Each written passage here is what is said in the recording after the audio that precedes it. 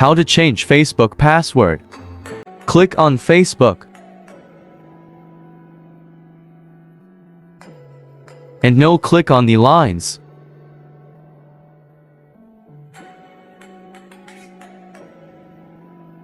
And now click on Setting and Privacy. And now click on Setting.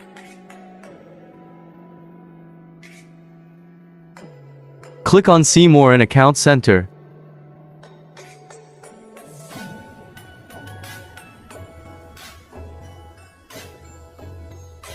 And now click on Password and Security.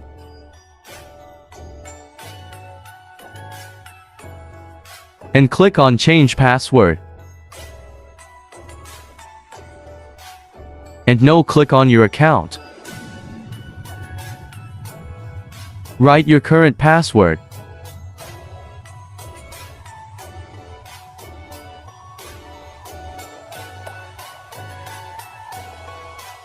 Now write new password.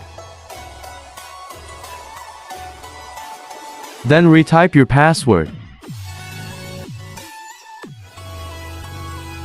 And click on Change Password. This is how you can change your Facebook password.